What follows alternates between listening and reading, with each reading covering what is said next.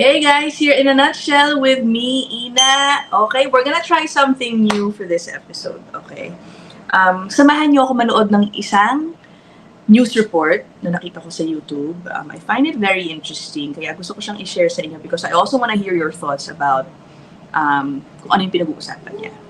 Okay, napaka-interesting nitong YouTube channel kung saan ko siya nakita, Rebel News. Okay, at ang storya ng report na ito, ang gustong sagutin ng report na ito ay, ito, ano nga ba? Do international students have the right to stay in Canada? Karapatan ba talaga nila na mabigyan ng permanent residency? Okay, ang context ng report ito, syempre, I'm sure alam niyo naman, marami pong napoprotesta ng mga international students in different parts of Canada demanding that they be given permanent residency. Tama ba na mag-demand sila na maging PR? Kasi marami sa kanila nagsasabi, niloko daw po sila, pinangakuan daw po sila ng mahiwagang PR. Okay. By the way, so I'll share the screen with you. And by the way, itong reporter nito ay nagpunta dito sa area ko actually in Brampton, Ontario. Kung saan marami po talaga international students. Also, dito po yung area kung saan nakakarinig ng mga report na siksikan yung mga estudyante sa mga housing nila. Minsan, may nakita pa nga, 20 international students ang pinapatira sa isang basement. Oh my God. Anyway, sige, I will share the screen with you and tell me please what you think. Pagpasensya na niya na, I will be interrupting midway through the different points in the report. Okay? Kaya huwag na kayo magulat. Sayang kung pwede lang live ko nga to gawin pero di pa kasi ako makahanap ng magandang oras. At hindi ko alam kung may sasama sa akin kung gawin ko ng live itong mga ganitong commentary. Okay, here it is. Yan. Okay, umpisahan natin 11 minutes ito. Sabayan niyo ako. Disrespectful, to Canadians, we think in our head, I don't know, the stuff I see, they don't even care. Because if I were to immigrate to another country, I would try to fit in. I would try to assimilate to that culture, right? Yeah, exactly. I think they were not promised anything. So I think the protest is, worthless. Before coming here, they should plan that what kind of study they want to do so that they can be secure in the future. Personally, I am doing police course in this college, so I'm secure. I can get job in the police line. A lot of immigration consultants just want to make money, so that's why they lure students by giving these kind of advertisements that we can guarantee you PR with study and all these kind of stuff. Sarah. Okay, nakita nyo, sinaset up na ng reporter yung kanyang pag-uusapan. At pareho, nung parang intro ko pala, she was getting yung mga comments ng mga tao tungkol sa nangyayari dito sa mga international students. At tulad nung binanggit ko, di ba, sabi, pinangakuan kasi yung iba sa kanila, nung mga greedy agencies telling them that if you just go to Canada and study, you work a little, siguro madali ma-PR doon. Yun ang problema dyan. Kaya nga naman, nakakasama ng loob. Kung maniwala ka doon, dumating ka nga dito, and then you have a hard time securing your permanent residency. Yung isa nga sinabi, hindi naman yung gobyerno no one promised them anything. Ibig sabihin siguro nun, I assume, hindi naman sila pinangakuan ng gobyerno ng Canada mismo. Siguro may ibang nangako sa mga yan. Yun nga ang masaklap dyan. And in fairness, there have been news reports of Canadian officials looking into these agents or consultants. Okay. Sarah Stock from Rebel News in Brampton, Ontario, where just last weekend, international students were protesting with demands to have work permits extended. They're demanding to extend work permits of those who are expiring next year and to have postgraduate work permits extended from 3 years to 5 years. Let's go talk to some Brampton locals and find out if they agree with these international students that they have a right to stay in Canada. Let's also talk to some of the students themselves and find out what promises were made to them and who was selling them these lies that guaranteed them that they would stay in Canada indefinitely. Do you agree with us about the work permits? I think so. It should get extended because, students come here and they need, I think, a bit more time to explore about their careers. I think it's better if they get 3 years work permit rather than 2. So I think it's better. First of all, I think they should be closing the doors here in Canada because we're letting far too many people in here. As there's a very large influx of people in Brampton right now. So I mean, we can only handle so much. If they say they should not be allowed, they shouldn't be in here before too, right? So when they allow them to come in here, they should give them everything, whatever they're. Well, they were allowed to come for a certain amount of time, and then that time ended, right? It's like if I were to go to a different country, you can't always just stay forever. Sometimes you have a temporary visa. How it is, like people coming from India, like from South Asia, like different countries.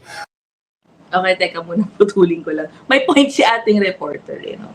Although, for me, yung dating ng parang pagsagot niya dun sa sagot ng kanyang kausap, medyo combative, no? Pero, she has a point. That's the reason I think why many locals, ang feedback po sa mga nagpo-protesta, ano ba yan? They're too entitled. Una sa lahat, they came here as students. If you come here as a student, you finish your schooling and go home. Yan po ang pananaw ng maraming mga locals dito, no? And we have to remember also that the student pathway originally po talaga was not intended to be a process para maging PR. Hindi po yan ang main immigration pathway for immigrants talaga. It's an international student program to begin with, okay? Kaya marami po nag-refer dito sa ginagawang pagpasok through the student pathway at maging PR. Loophole daw po yan ng immigration system. Loophole na over, I guess, 5-6 years now, naabuso nga daw po. Dahil nakikita na sobrang daming dumating and it's already affecting the resources of the government of Canada na pinakikinabangan, hindi lang po ng mga immigrants, pero syempre, more importantly, ng mga citizens po dito. Diba? Okay. Ito namang puntahan po natin yung sinabi nitong nakaputi kanina. Doors here in Canada because we're letting far too many people in here. As there's a very large influx of people in Brampton right now. So I mean, we can only handle so much. If they say they should not be allowed. Again, a common feedback from locals here. Alam mo, if you see news reports, parang sobrang dami na nga daw po ng mga tao kasi na nag-aagawan na, obviously, pati sa mga food bank na dapat po ay sa mga permanent residents and citizens na nahihirapan. Matagal na po itong mga report na to. And yet, even international students who were supposed to have enough money with them, dahil required po sila magdala ng sapat na pera para sustentuhan yung mga panggastos nila, ay nakukuhaan sa food banks. Diba? Parang, how can you justify your demand to be given permanent residency when the host country is already, feeling or seeing negative effects nung mga earlier approved na po. I don't think it's an issue naman po of discrimination. Talagang allocation of resources is one of the biggest factors in coming up with these policies. Opinion ko lang po ito, ha. I'm not an immigration expert. Okay, mahilig lang din pong manood at mag-observe na mga reports. They're coming here for studies, and then they wanted to become a permanent resident here, and all the students, even people working for us too, they are contributing to everything to the to the country. Yes. It's bad for everyone. Like, it's harder for everyone to get jobs, housing, everything. But it's the government, like they do it on purpose. They bring them all here because they make the prices very high. Like, the government makes a lot of money. If you check like a college fee, like a semester, I checked. For me, it was 2,000. For international student, it was 17,000. Putulin ko lang muna, no? Tama si Kuya.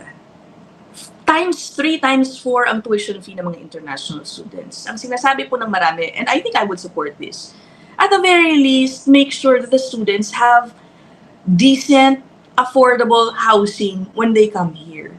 Diba? Isa po yan sa mga problemang nakita na hindi ginawa ng maraming mga colleges. And I do believe one of the proposals now is to require these colleges to protect yung mga students nila from expensive, unreasonable, and unsuitable housing conditions.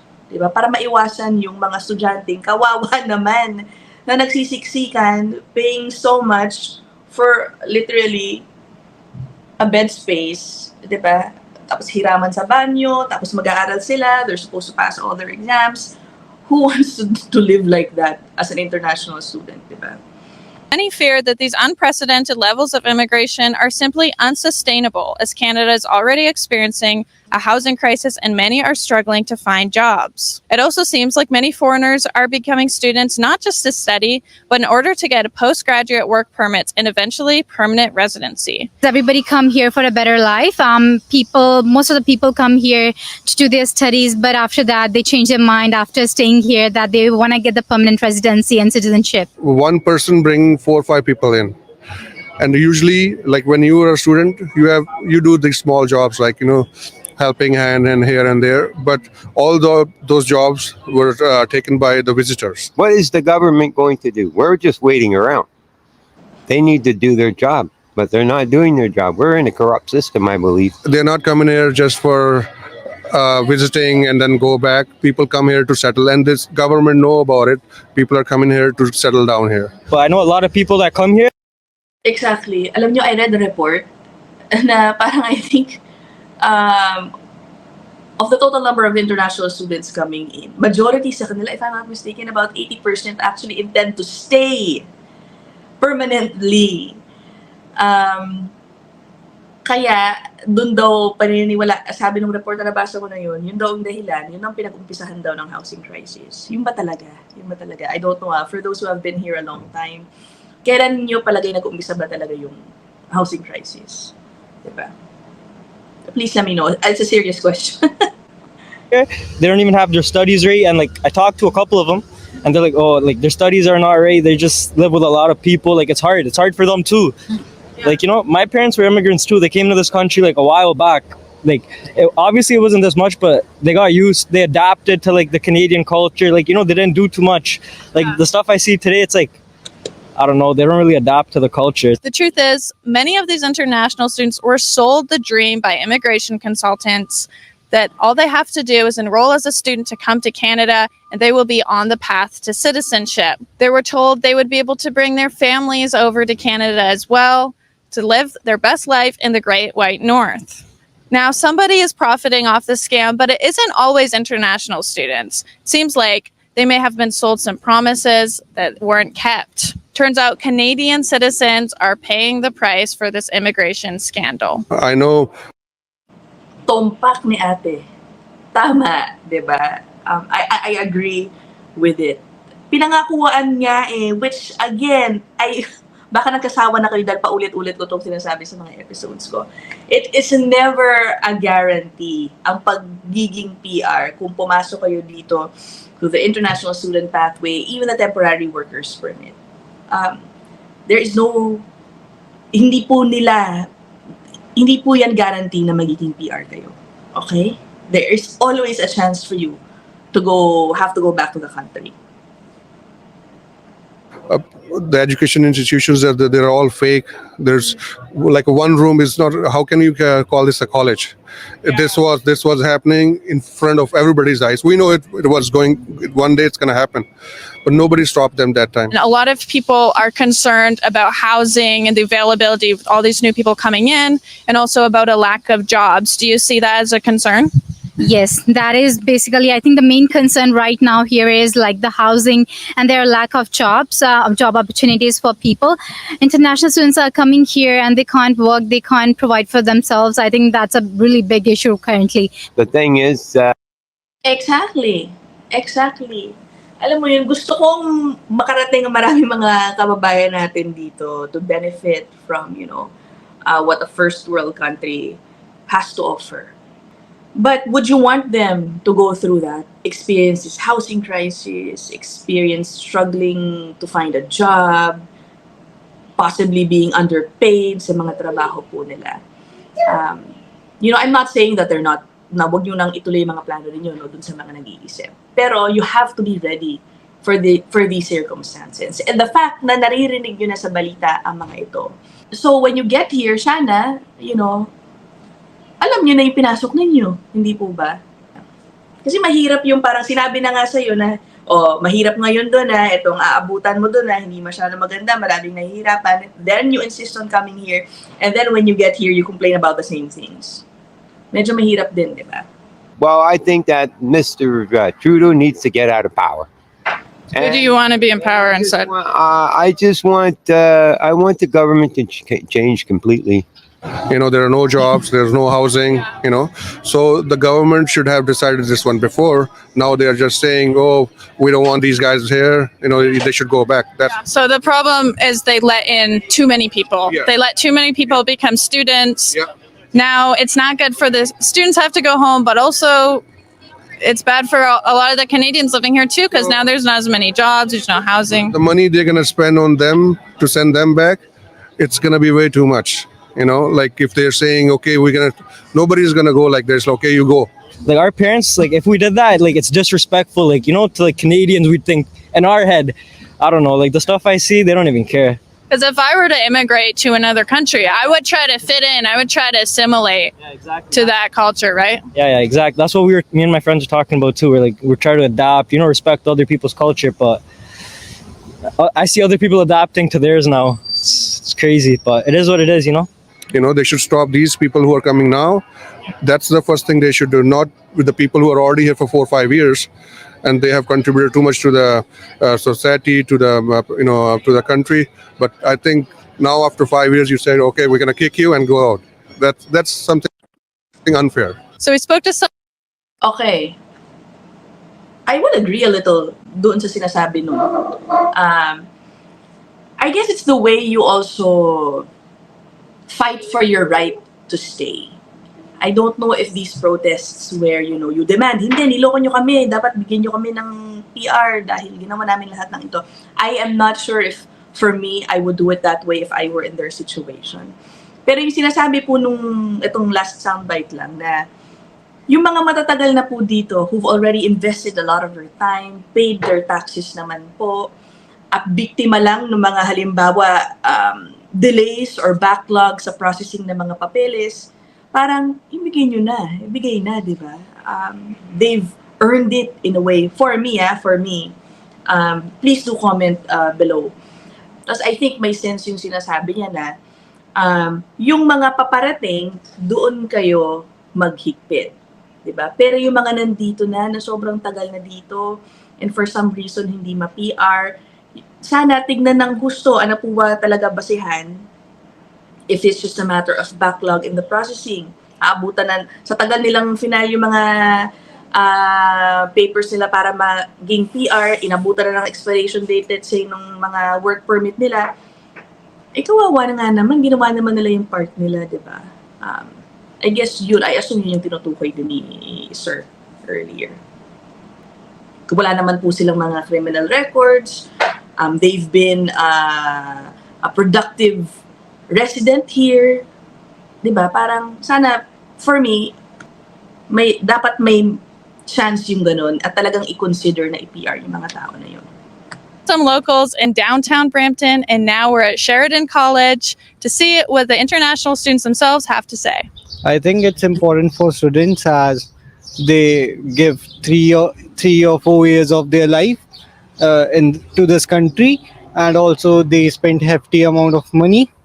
So I think they should protest, and the government should also listen to them. This thing should be done for them because they are working hard a lot over here. When they are coming on the work permit, after that they are working a lot over here, and I just want them to be given the chance to stay over here so that they can perform well. They can have little bit more work to be done. I'm worried that how can I extend my work permit. So there are a lot of other options such as LMIA. So I will try to focus on getting LMIA. Immediately after, I will nearby in the work permit expiration. So I want to say government have to do something for international students because they are doing for refugees, but they are not taking concern of international students. I think Nako, alam mo, ito talaga, yung issue naman ng refugees, marami rin po nagpo-point out niyan, but for our viewers, please help me also understand. Kasi nga tumatanggap ng marami rin pong refugees ang Canada from different countries. All expense paid po, dami pong binibigay sa kanila. Tapos ang pakiramdam po ng marami, inuuna pa yung mga yon kaysa sa mga pangangailangan daw po ng mga taga rito. Okay, so yeah, let me know what you think. Please help me understand the situation din po sa mga refugees. I want to hear your comments and your thoughts about that. They were not promised anything. So I think the protest is, what do I say, worthless. So, yeah. So you study, you do your thing for 3 years, which the work permit they get, and after that, if the country needs you, like if you're in healthcare or if you're in trade, if the country needs you, they'll take you in. If it does not, time to go home.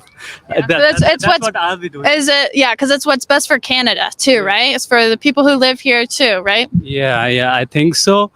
And we can't force our opinions, our beliefs. We can't force what we want on the government. So I think it is what it is. That's all. May sense si Kuya. May sense si Kuya. And let me, by the way, stress ha, alam mo ko, yung mga comments niyo na puro Indians itong ini-interview ni ate. It's also because Brampton, Ontario, kung nasan po siya nag-ikot, is the center. Well, I guess isa sa mga sentro ng Indian community po dito sa Canada. Okay? At yes, marami po sa kanila, sila po yung nag-take part sa mga protests dito. Sa akin lang, I think yung mga international students sa Pilipino, they don't take, I don't see too many of them take part in these types of protests. Ibang ugali ng mga Pilipino no? Parang tayo, medyo mahiyain kasi siguro tayo, no? Or, we take the right path in addressing our concerns, kumbaga. Yung iba sa atin, sige, naku, hinihigpit na to, naku, hindi na yata ako PR dahil ito na yung course ko, sige, maghahanap ako ng ibang course. Ganon tayo, parang ma-action tayo di ba? Iba tayo mag-isip, mas ma-action tayo, which I think is a better route if you want to fight for your permanent residency. Hindi ko naman sinasabi na wag na kayo magpa-PR, hindi na dapat kasi masyado na marami dito. Hindi. There are still reasons for us to fight for it. Diba? Daanin yan sa pagpapakita sa Canadian government na isang kang naging productive citizen, productive resident during your stay here. Pakita mo na ikaw ay mapapakinabangan talaga dahil ito ang pinagkatapusan mo. Pakita mo na na kailangan ka, yung trabaho mo na kailangan dun sa tinitirahan mo. Yung mga ganung bagay ba? And I think that's where Filipinos are best, di ba? In finding ways, yung mga diskarte. And for those coming in, you have to be ready for the ever-changing policies of the Canadian government when it comes to international students. So, pagdating nyo dito, even if you've already prepared, if you've already laid out a plan for you, posibleng magbago pa rin po yan pagdating nyo po dito. Do you think they have the right, though? When a lot of these people are saying, we have the right to stay here.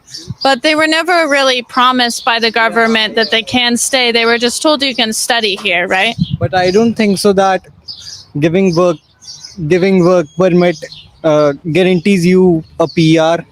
So they are only asking for a work permit, not a PR.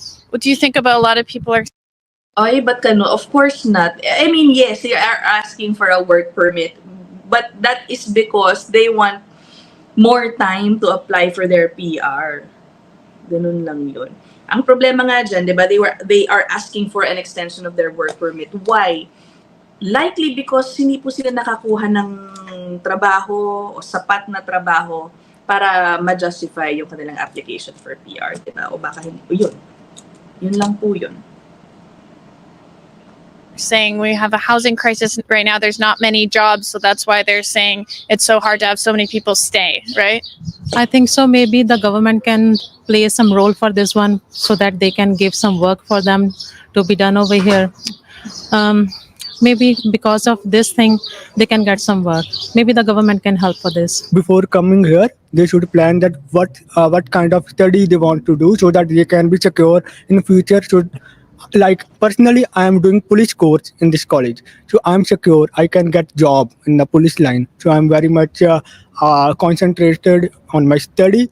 So yeah, they have to plan before they came here, so that they can achieve their goals and get more work opportunities. Why should people be able to stay, but there's not going to be a job for them because we already have enough people to fill those jobs? I don't have much to say about that. You don't know. No. I think that government also is taking a good decision if they don't extend the time period, as housing crisis and job crisis are at its peak at the moment. So I think the both the values are appreciated. So You see both sides of the situation. Something I've been hearing is a lot of these students were told by immigration agents and people like that, or by the colleges, that if you come study here, you will get to stay here forever. Do you think, is that true? Do you think people are being told that? yeah, I think that because a lot of immigration consultants just want to make money, so that's why they lure students by giving these kind of advertisements that we can guarantee you PR with study and all these kind of stuff. And many students Exactly. Exactly. Kaya mag-ingat po kayo sa mga nangangako. If it's too good to be true, then it is. Ay, nako po. Ayan, tapos na pala yung report. Oh, diba? I think it was an interesting episode, and I think it's a good conversation starter, diba? Hindi ko man kayo kausap ng live. Sabihin nyo if you want me to do this live with you guys, ha? Hindi ko lang alam, sana may dumating kung mag-set tayo ng mga araw. But anyway, yun na nga eh. Alam mo, at the end of the day, it's really a balancing act for the government, diba? Meeting the needs of their labor force, employment, ibig ko sabihin. At the same time, of course, protecting resources for its citizens. Sana in future formats ko ng mga ganitong episodes, samahan nyo rin ako. And I do want to hear your comments about that report. Yeah, mag-usap tayo. So yeah, please leave your comments below. Hindi ko yata rin naman sinagot, sino bang may karapatan? Hindi ko rin sinagot. Hindi ko rin alam. I'll end this episode here. I'll see you guys in the next one. Bye!